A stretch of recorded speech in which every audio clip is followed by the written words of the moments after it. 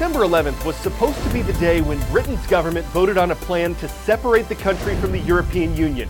But the vote's been delayed, and that's the first story we're explaining today on CNN 10. Thank you for watching. In 2016, people in the United Kingdom voted 52% to 48% to leave the European Union. The issue is known as the Brexit, or British exit from the EU. But negotiating the terms of that departure is a very complicated process. No country's ever left the EU before. Even European officials aren't completely certain how to make that happen. But the government of Prime Minister Theresa May did reach a Brexit agreement with the European Union. In all, it's more than 600 pages long. It has to be approved by Britain's Parliament to take effect. And with some members of the Prime Minister's own political party opposing it, as well as the members of Britain's other major party, the nation's leader hit the pause button on the vote the day before it was scheduled. If we went ahead and held the vote tomorrow, the deal would be rejected by a significant margin. We will therefore defer the vote scheduled for tomorrow and not proceed to divide the House at this time. So what now? That's the big question. It appears that too many British lawmakers don't like the current deal their government has with the European Union. But an EU official says the Union will not renegotiate a new deal. To make things even more complicated, the highest court in the European Union recently ruled that Britain could decide on its own not to leave the EU after all. But Prime Minister May's government says Britain's separation is going to happen no matter what, because that's what Britain's voted for. The hard deadline for the UK to leave is set for March 29th of next year. Reaching an agreement before that would make the process much smoother and eliminate a lot of the uncertainty that European economies face. 10-second trivia. What U.S. state is also known by the nickname Old Dominion?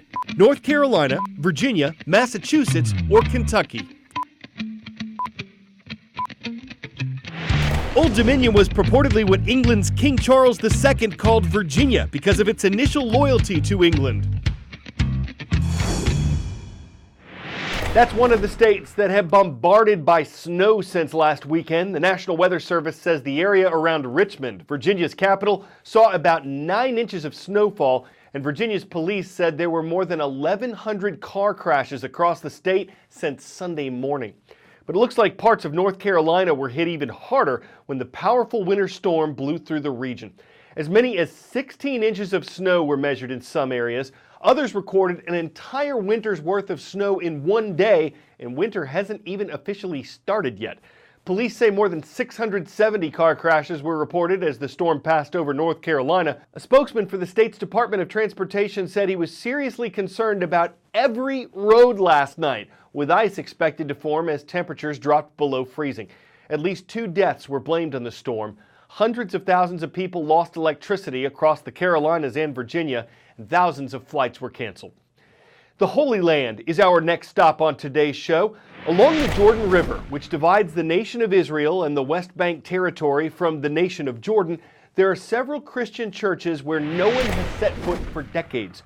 Almost 5,000 landmines surround them. Some of these weapons are visible, many of them aren't. They've lain in quiet danger since 1967, when a ceasefire stopped the fighting in the Middle East Six-Day War, but distrust between Israel and Jordan caused their armies to lay the mines near their border. Now, people from several countries are working together to remove the mines and make the Christian holy sites safe once again to explore. Stepping into this church is to step back in time. The sanctuary abandoned over 50 years ago. But step here last year, and it could be on a landmine. Israel laid thousands along the border with Jordan after the 1967 war, including at 7 churches. These bullet holes are just a reminder of the fighting that took place here. And while this area has been cleared of landmines, you don't have to go far, maybe 200-300 meters, and you're in another minefield. Over the past year, the Israeli government and British NGO Halo have cleared the land around 3 churches, a testament to the peace with Jordan that now prevails. But what makes these churches particularly important lies just upstream, what is believed to be the baptismal site of Jesus, one of the holiest places in Christianity nearly 800,000 pilgrims visit every year. How certain are you that you got all the landmines? Almost 100%, but I cannot say 100%, but if I can walk here, my children can walk here, so everybody can walk after we finish the job here. Roughly 5,000 landmines remain, and an unknown amount of unexploded grenades, mortars, and other explosives. The work is slow and painstaking as demonstrated here. They aim to finish by the end of next year. Another problem, frankly put, landmines move. A recent rainstorm came through here and you can see where the water flowed from the hillside. The only problem is that this is a landmine field and that water can carry landmines and deposit them in recently cleared areas. Once completed, these churches hope to turn this moonscape of death back into a garden of life. Ian Lee, CNN in the West Bank.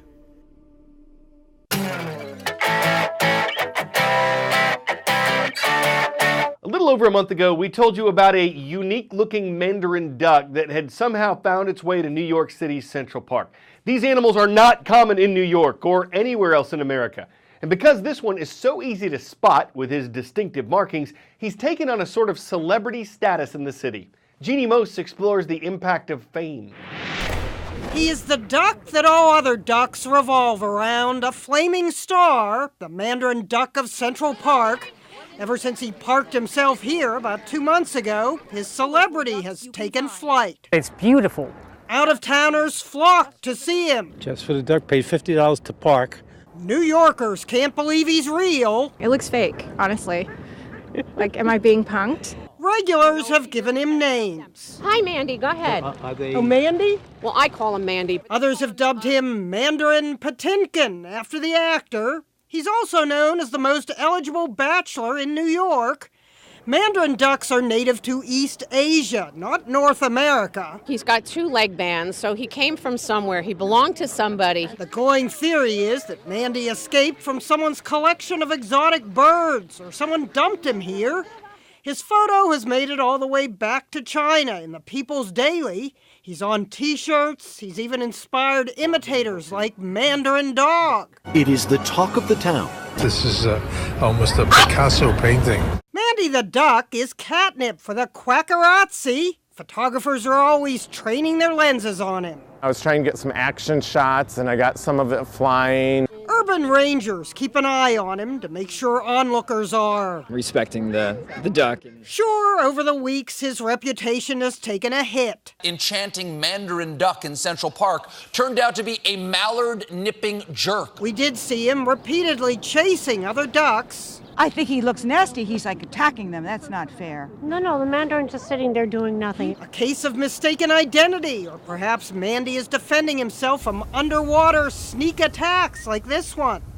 A birder told the New York Times he's the Kim Kardashian of ducks. We tried to lure him. Mandy! With his namesake song. Mandy!